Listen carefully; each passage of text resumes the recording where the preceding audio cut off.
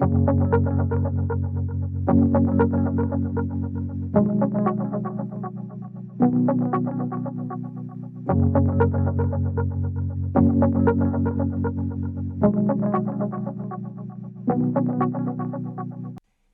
I'm Matt Lampert. Greetings, I'm Robert Folsom. And welcome to Pop Trends Price Culture, the videocast about mood and markets. Now, today's conversation is all about a then and now connection in U.S. political history. Then was the presidential election of 1892, while now is the 2024 presidential election, which already has several declared candidates. Specifically, we'll look at what history tells us could happen the next time we vote for a president. And Robert, if my math is correct, that is less than 18 months away. 18 months. I feel older already. That said, we will look at an election outcome that is really truly unique in U.S. history. It's only happened once, and that is relevant because in 2024, we're facing a plausible scenario whereby it could happen again for the second time. Yes, but before we do the drum roll and reveal, maybe we should be clear on what we are not talking about. We won't repeat the conventional wisdom that assumes a sitting president has an automatic advantage simply by running for a second term. We will touch specifically on when it helps or does not help to be the incumbent, but it's important to say that there's no such thing as an automatic advantage. Election outcomes too often defy conventional wisdom. Many candidates have run several times and never won. And a number of presidents actually lost in their first run for office, only to defy conventional odds by winning when they tried again. Those would be presidents like Andrew Jackson, Richard Nixon, and Ronald Reagan. But none of the above really applies to the special scenario that we have in mind. So let's dive into the one and so far only time it did happen. As you mentioned, Matt, the year was 1892. This was the so-called Gilded Age. And if you accept the label, this period, theory of history, the Gilded Age is the time after Reconstruction and before the Progressive era, approximately from 1877 through about 1896. Yeah, and Robert, I know that Gilded Age is this incredible, interesting period, but it's one that, when it comes to presidential politics, at least, it often gets overlooked. I mean, correct me if I'm wrong, but the 5 or 6 U.S. presidents from the Gilded Age, frankly, they typically don't make people's list of favorites, right?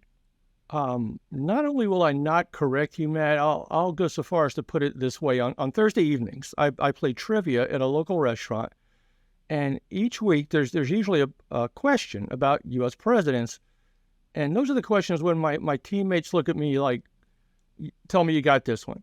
Now, I don't get that look on questions about country music or the periodic table, but presidents, that's what I'm supposed to pull my weight, unless the question is about a Gilded Age president, because that's when my head explodes. I don't know anything about those guys. And Matt, you are too polite to say it, but I'm not. They're boring. Chester A. Arthur, like really? You're also correct, though, that the Gilded Age was an interesting, epic period in contrast to the men who occupied the White House in those years. And maybe just by way of reminder, we can mention a few of the topics and issues that made this period so memorable. Well, sure. And really, where do you start? Because those decades saw huge, rapid advances in manufacturing, transportation, communications. The period saw the rise of mass production and mass consumption. In other words, economies began to resemble what we see in the modern day. At the time, however, there was also dislocation and political grievances raised by millions of people over immigration, the robber barons and high finance, and the creation of extreme wealth, income inequality, labor issues like a nationwide strike for the 8-hour workday. And there were also a series of acute financial and economic crises and collapses. Matt, what's amazing about the social issues and the extremes you mentioned is that they're so current and recognizable.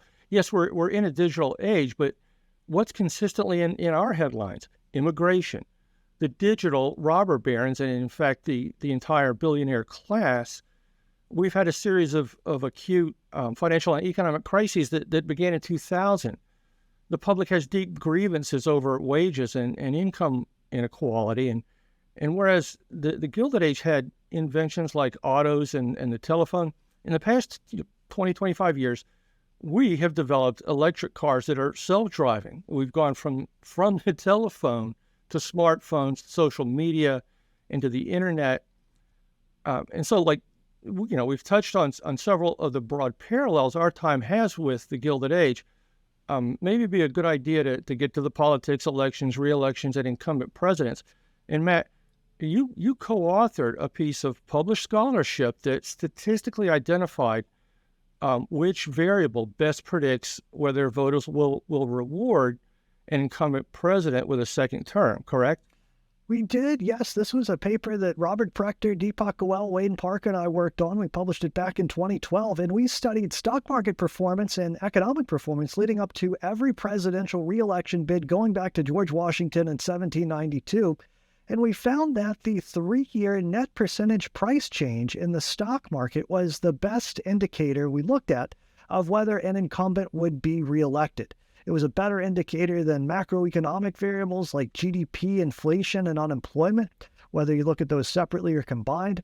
And in some follow-up research, we found that to get a strong indication that an incumbent was likely to be reelected, we needed to see at least a 20% net gain in the stock market over that 3-year period leading up to the election. A gain of less than 20% has historically put incumbents into coin flip territory where they've only won about 50% of the time. So, Robert, now ask me what all of that has to do with Grover Cleveland. Matt, what has this to do with Grover Cleveland? He's nobody's idea of a great president. The historians who rank presidents, they typically put him somewhere in the middle. And let's face it, being in the middle usually means that as president, you weren't overtly stupid or corrupt. Well, okay, for our purpose, Grover Cleveland earned a special sort of notoriety, which revolves around his 3 attempts to become president. In doing so, he became thus far the only president to serve 2 non-consecutive terms, meaning he won, he lost, and then won again. And as you know, there's a candidate who's already declared for the 2024 race who is trying to become the second person in history to do exactly that. And if that particular candidate becomes his party's nominee, be ready to hear a lot about the election of 1892. So you will get a head start on that today. Now, Grover Cleveland has some other unique attachments to history. He won the popular vote all 3 times he ran. Those were in the elections of 1884, 1888, and 1892. The only other person to do that was Franklin Roosevelt. And we'll also mention a handful of other historical tidbits connected to those elections for presidential history buffs as we go. Okay, well, let's take the first one first. In 1884, Grover Cleveland was the first Democrat elected to the presidency since the Civil War, and he was one of only 2 Democrats to hold the presidency in the 70-year period from Lincoln to Franklin Roosevelt. And narratives about the 1884 election say personal character was the big issue. And in presidential elections, the way to translate the phrase personal character is nonstop insults and condemnations. And that clearly applied in 1884 for both candidates. Some of the allegations were true. They were accurate. James Blaine was the Republican nominee, and he was widely seen as benefiting from the corruption that characterized the Gilded Age.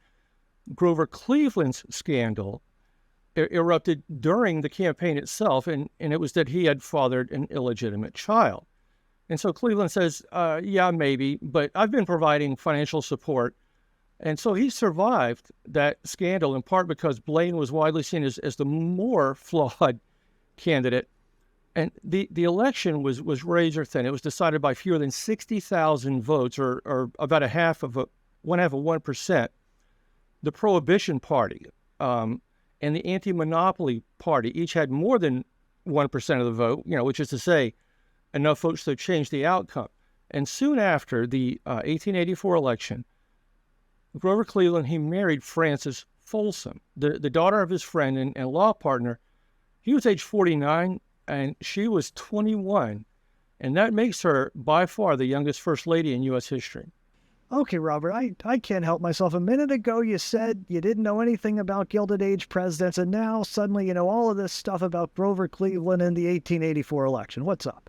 Hey, man, we both went to good schools and we both learned how to crash read, did we not? And then try to sound smarter than we are. I bet you can do likewise in discussing 1888. Okay, I'll do my best. Let's go. So, in the election of 1888, Cleveland was the incumbent, yet he lost to Benjamin Harrison, who was the grandson of former President William Henry Harrison. And this was the first loss for an incumbent president since 1840.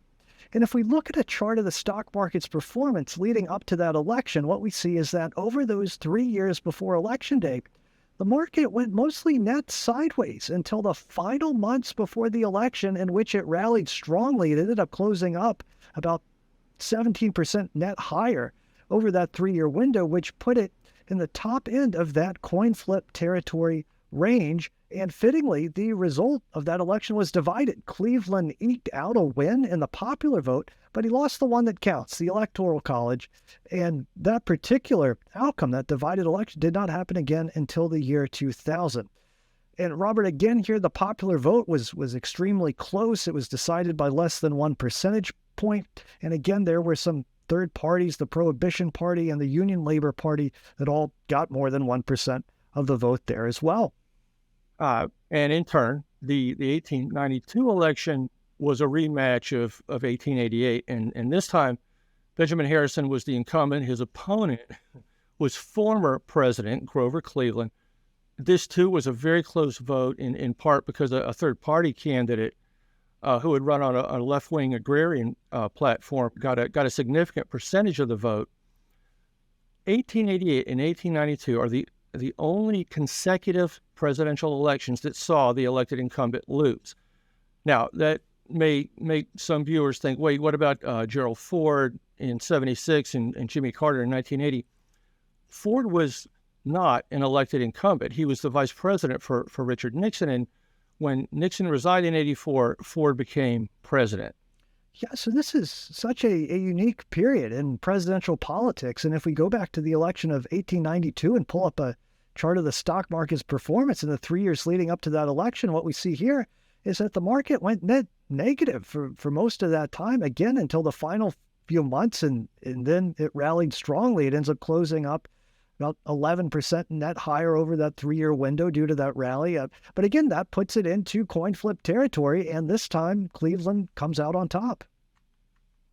The 1892 election saw Grover Cleveland become the only president elected to a non-consecutive second term in office. And Matt, that's the unique scenario that brings us to 2024. Well, indeed it does, and many viewers may have already picked up on some of the political parallels. So Donald Trump has now run for president 3 times. He won the White House in 2016, lost as the incumbent in 2020, and this past November announced that he's going to run again in 2024.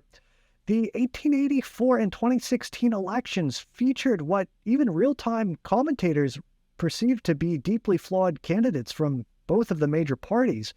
And in both elections, personal character was an issue, with campaigns full of vitriol. The popular vote also quite close.